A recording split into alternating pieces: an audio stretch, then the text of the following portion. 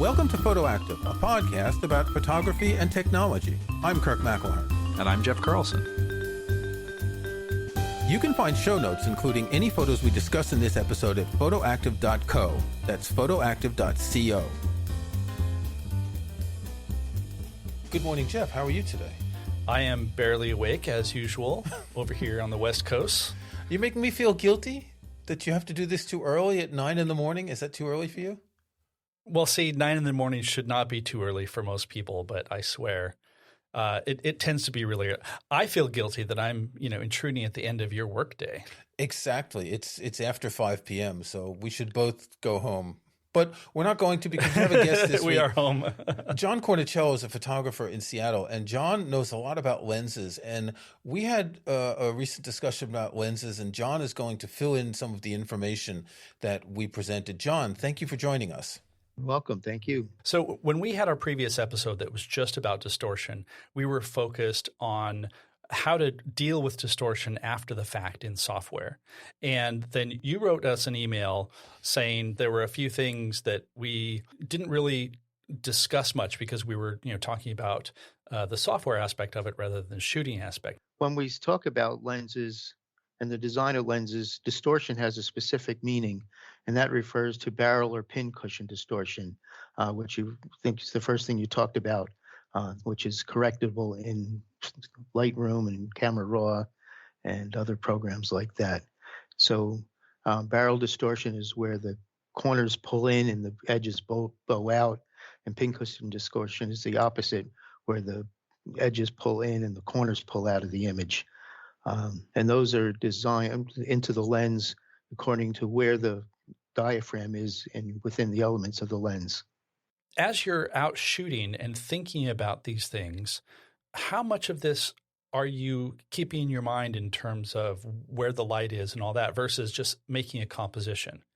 Because, for example, zooming versus moving the camera, and how a lot of people just assume that when you zoom, you're doing the same thing as getting your camera closer. And that turns out to not be correct. Right. So when you move closer to a subject, the subject gets bigger rapidly, but the background stays the same size. So the background seems to become smaller as you move in closer to the subject. When you zoom a lens, the background and the subject relationship stays the same. Everything gets larger or smaller at the same time. So when you zoom a lens, it's just like cropping. Cropping, yes, it's cropping in pre-production instead of post-production. Right. But we don't always have a choice. Just before we started recording, you were saying that when you go shoot, you'll take 2 zoom lenses, but not everyone does that. So Right. We don't always have the choice to do that. And there are, the alternatives are, for example, I have a 28 millimeter lens on a Leica Q2 monochrome. And that's a very wide angle lens for what I shoot, but it's the high enough resolution that I can crop easily. So that crop is pretty much the same as using a zoom lens, right? Yes, as long as you don't move in closer to your subject. Exactly. And that's where I say, people blame the lens. You can all over the web, you can find these examples of showing what happens to a portrait when you take it with these various lenses from like a 14 millimeter to a 200, and you see this wild distortion of the face. When they use the 14 millimeter lens, the nose is large, the eyes are smaller, the ears can't even be seen. And that's a really strange perspective on the person. But they say that's because it's a 14 millimeter lens, but it's really because they got 6 inches away from the subject. Right. They just use the 14 millimeter lens to fit the subject in. If they had a 100 millimeter lens, they either couldn't focus that close or they just get the tip of the nose. So what they're really showing is this distance, the subject looks like this, and I pick this lens to fill the frame. When I move back, the subject looks like this, and I pick a longer lens to fill the frame. Because I heard someone once saying, I switched to my 70 to 200 to get the compression I wanted, and then I had to move back. But the reality is you moved back and then you switched to the 70 to 200 to fill the frame. Right. You moved back to get the compression.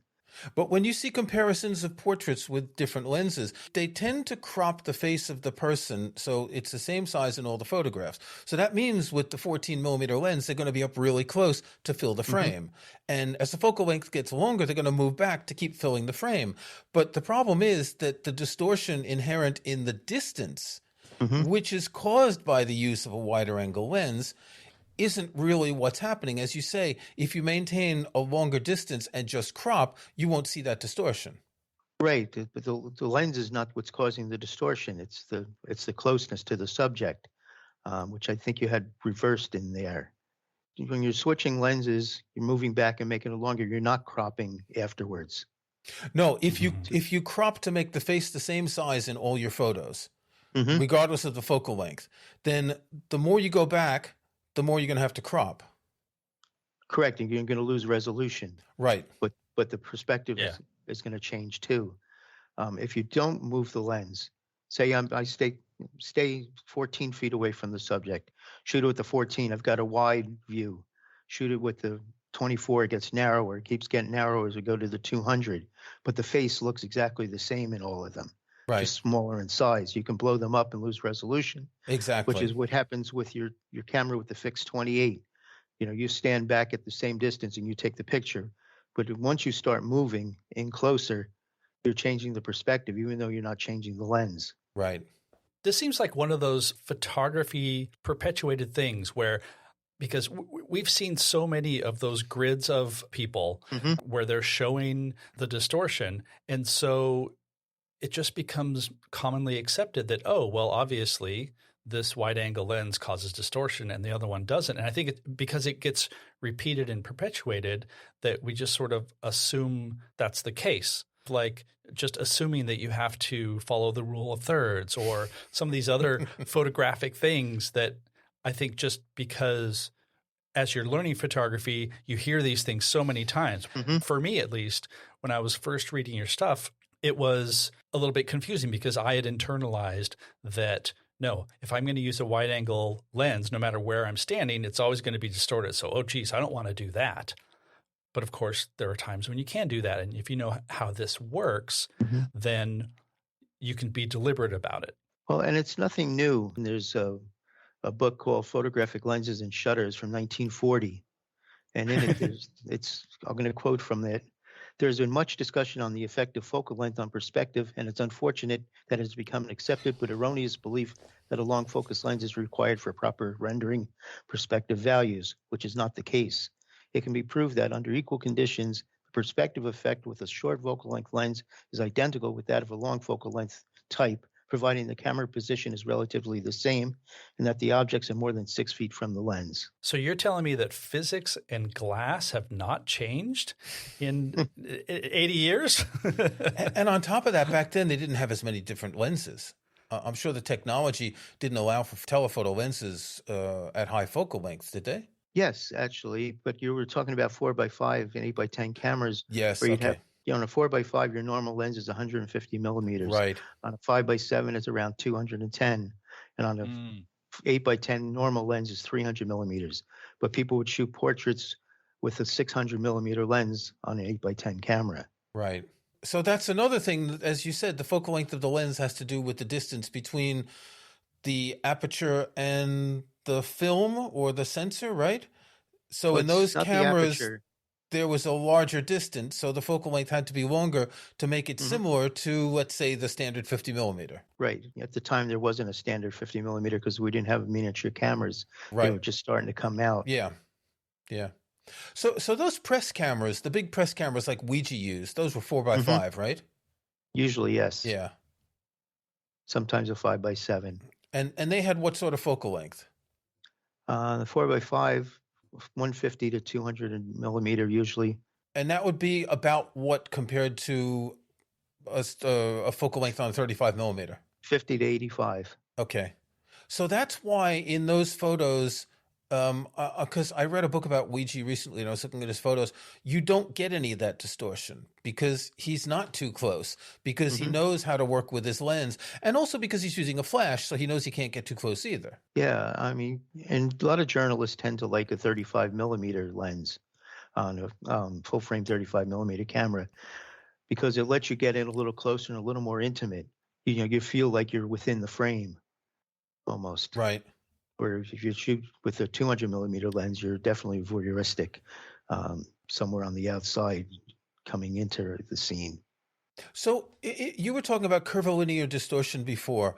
Can you correct for that when enlarging and printing a photo?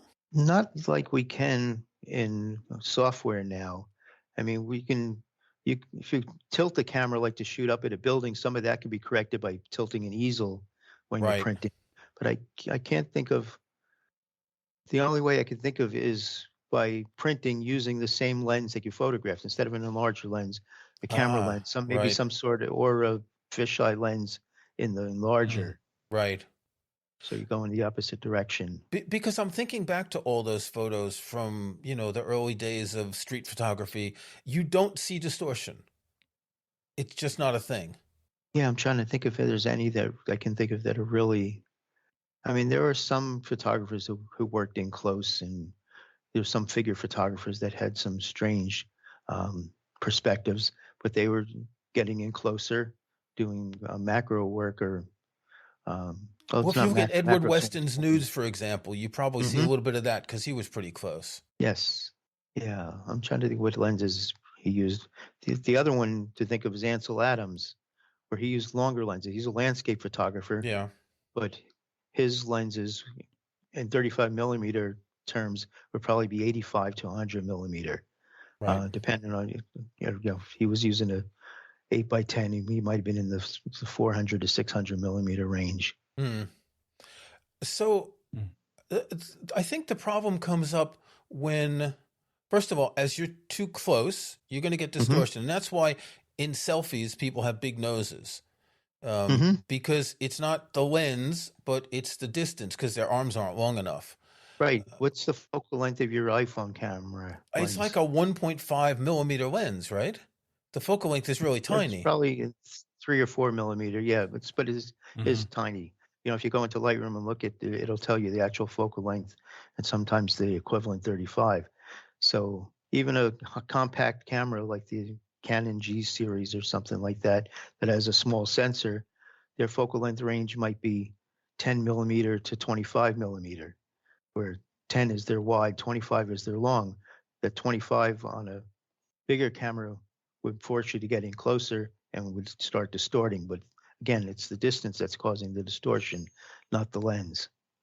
I'm just looking at photos I've taken with my iPhone 13 Pro, and I'm seeing things like Mhm. 26 millimeters, 77 millimeters. They used to show the actual focal length, like the 1.5 or 2.3 or whatever.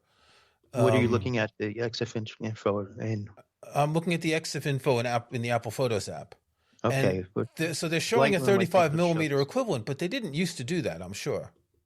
Yeah, I'm not too familiar with the Photos app, but if you moved it into Lightroom or probably into Capture One or the like, they would tell you the actual focal length. Okay. I have a question about lenses that I've always wondered. Hmm. Every time you see a presentation of a new lens, they describe that it's got 11 elements in 6 groups. What does that Hmm. mean and why should we care? It doesn't mean anything to you as the consumer, and there's no reason to care. Right, Um, that's what I thought. So why would they say that? That's like saying that, I don't know, a Expensive. car engine has 2.3 millimeter spark plugs or something.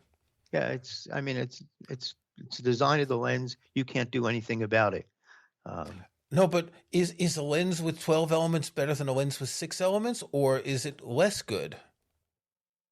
it's neither. Okay. That's what the design requires.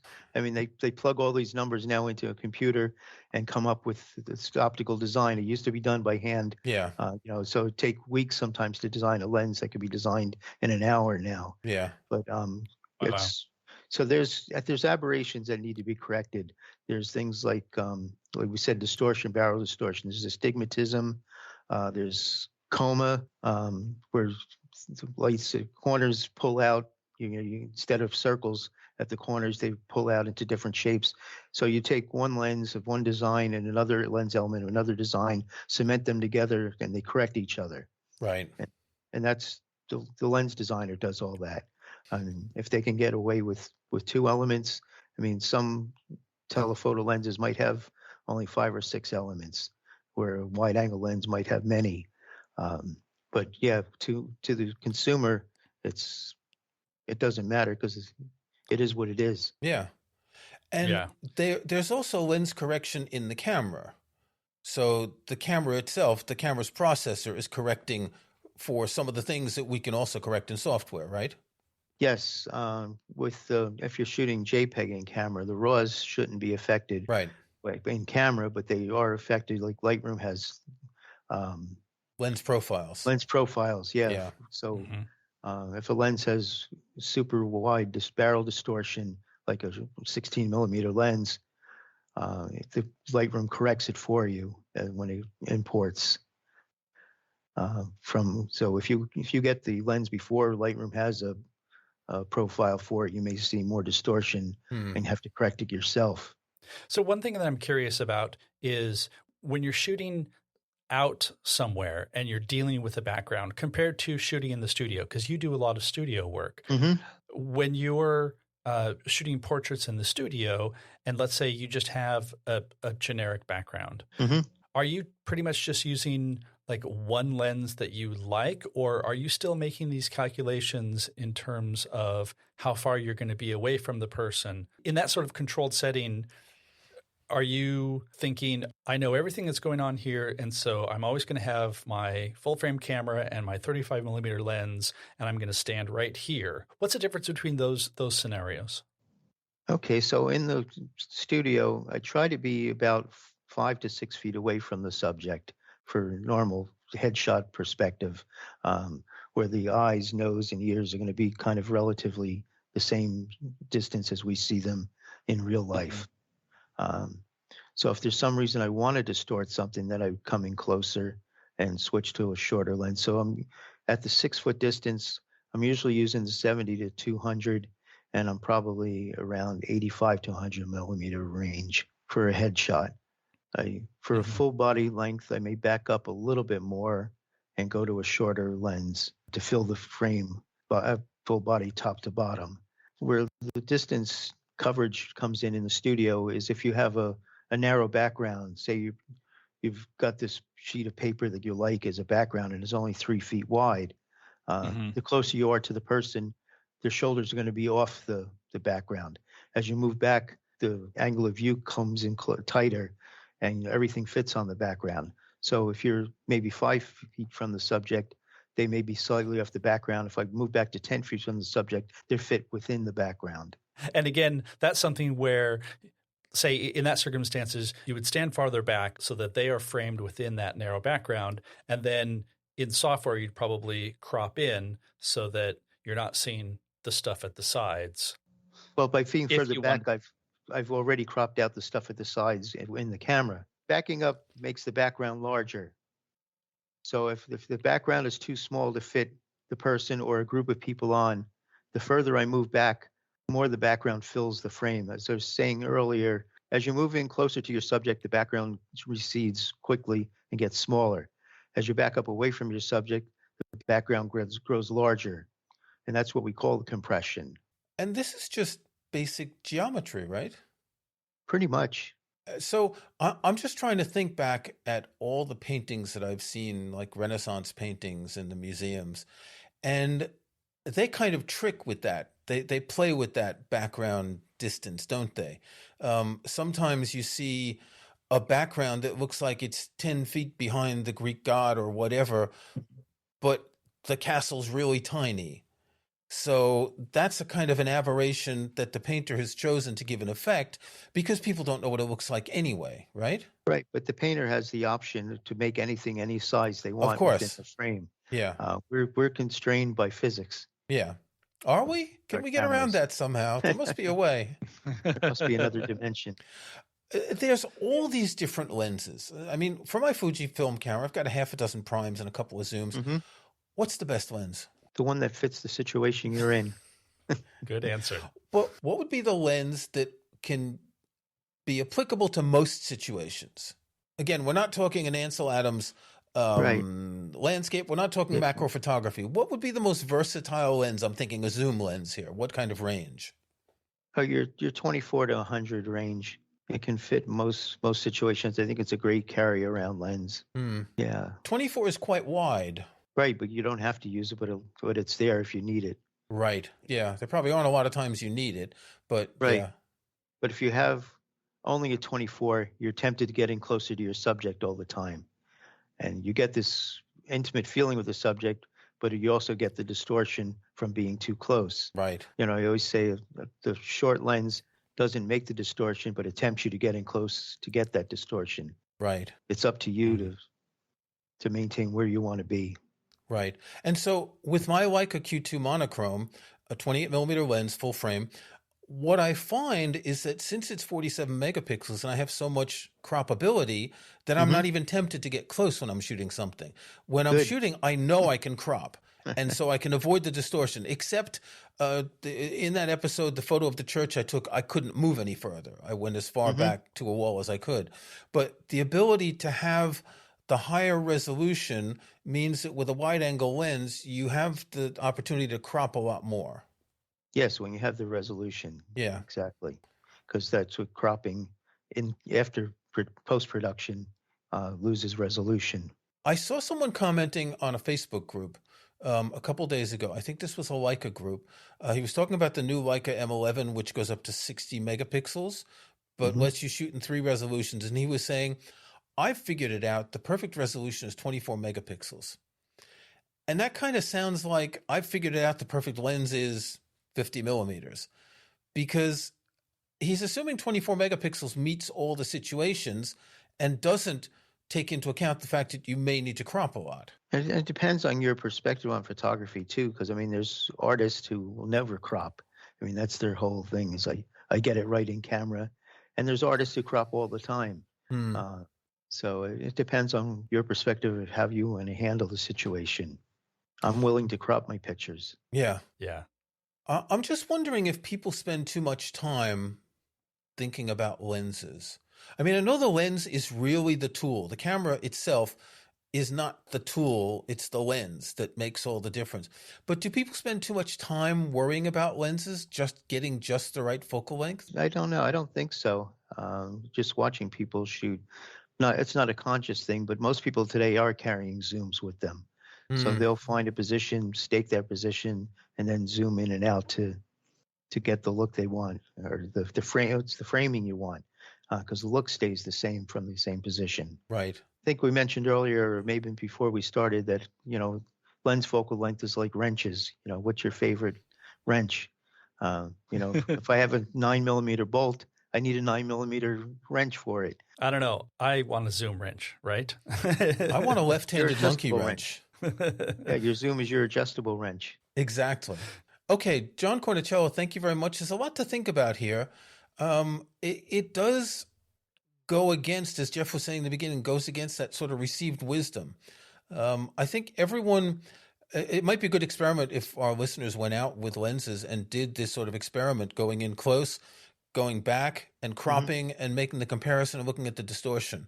I think it's an interesting way to better understand which lens you want for a given photo. Right. You should look at these things on the web, take it with a grain of salt. Go out and try it yourself. So many times people post into forums, what happens if I do this? Do it. Yeah. It's digital.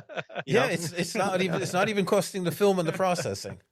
Try it yourself. The old adage was put on the one lens and then zoom with your feet.